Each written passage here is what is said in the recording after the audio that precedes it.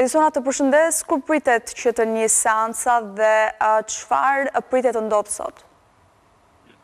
Sandra, të përshëndes, seansa është paracaktuar që të nisë në orën 12 të ditës së sotme dhe do të vendoset për vlerësimin e masës së ndalimit të 16 personave të cilët u arrestuan nga policia Elbasan në kuadër të operacionit të policor metalurgjiku. 16 prej të arrestuarve, mes të cilëve edhe 9 shtetas me kompozitë të huaj, përkatësisht një shtetas është me origjinë nga Koreja, një shtetas është me origjinë nga Nepali dhe 7 shtetas të tjerë janë me origjinë nga India, ndërsa pjesa tjetër janë shtetas shqiptar dhe do të gjykohen nga gjykata e Elbasanit ditën e sotme në lidhje me masën e ndalimit të tyre. Nëse gjatë kohës që do të zhvillohen hetimet do të qëndrojnë në masën e arrestit në burg, apo do të ketë lehtësira për disa prej tyre. Gjithashtu kujtojmë që përgjatë operacionit metalurgjiku që u zhvillua rreth 3 ditë më parë,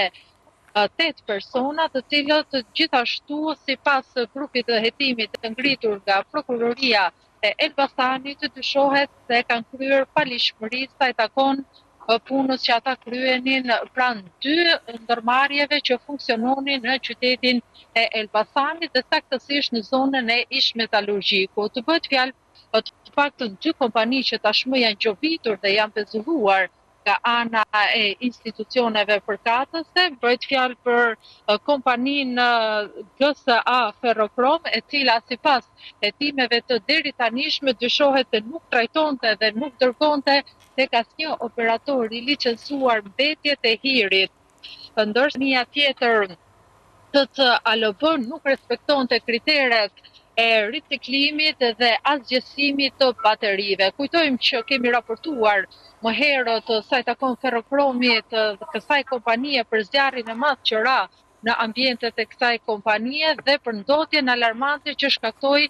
pikërisht kjo kompani në qytetin e Elbasanit. Dhe disa në fakt nga akuzat që janë ngritur tashmë nga prokuroria e Elbasanit do të gjykohen sot nga gjyqtari i çështjes, i cili do t'japi edhe masat përpunojësit. E qartë, mirë, Edisona, faleminderit për këtë raportim të drejtë për drejtë.